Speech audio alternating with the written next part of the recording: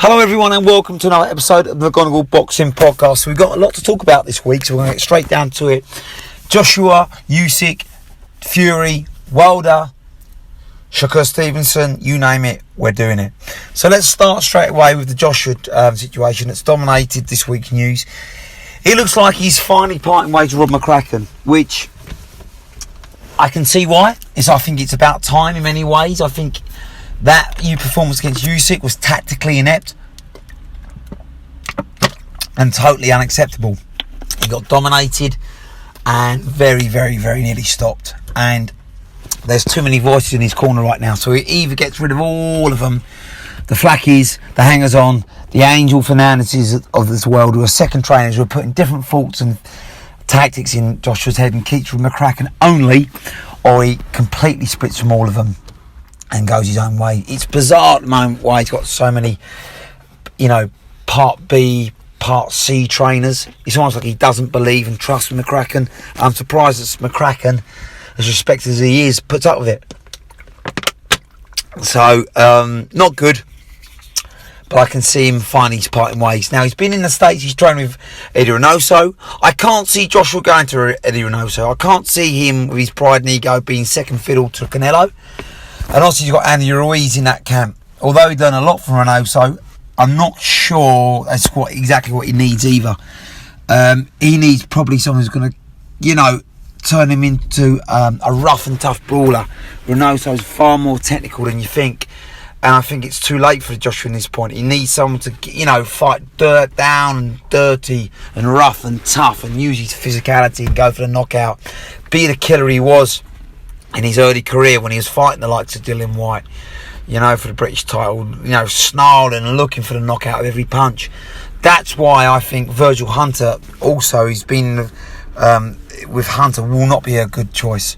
I think he's a fantastic trainer, but will he bring out the dog in Joshua? I'm not sure. Now, he's doing wonderful things for Buatsi, but Buatsi, is a very technical, skilled fighter. He's not Joshua. He's better than Joshua in many ways, I feel. So I think at this stage, and he's a lot younger, and now I get he's close friends with Buatsi and he might want to hook up with him. But obviously, for me, it's the clear choice here is Ronnie Shields. It's the Charlo, it's the Mike Tyson former trainer, who trains his fighters to be rough and tough and looking to do bad intentions and use the physicality. Look at what he's done with the Charlo brothers, unified champions. That's a brilliant hookup for him. But Joshua's got to be prepared to relocate. He's going to have to live in the States. I can't see Ronnie Shields at his age now. He's in his late 60s, relocating to the UK. He might come over for fight week, of course, and for the fight, but nothing more. So Joshua's going to make a lot of sacrifices if he goes with Ronnie, but it'll be worth it. And I think that's the trainer he needs to pull off what would be now an upset. Can he beat Usyk? He can.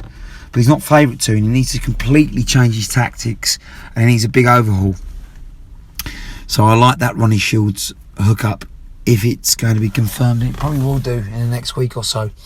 Now, moving on, Dillian Whyte, disappointing, isn't it? Disappointing in the fact that he's pulled out the Otto Ulm fight, and it's very suspicious.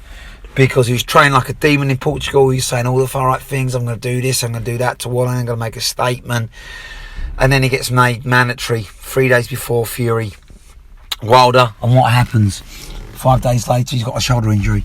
Now, Whyte does not get injured. Look at his stats. I think he's pulled out of one fight in his career through injury. He's a warrior. He's a dog. But clearly, he's looked at the Povetkin fight where he was mandatory and he got knocked out. And that set him back 2 years. Let's be honest.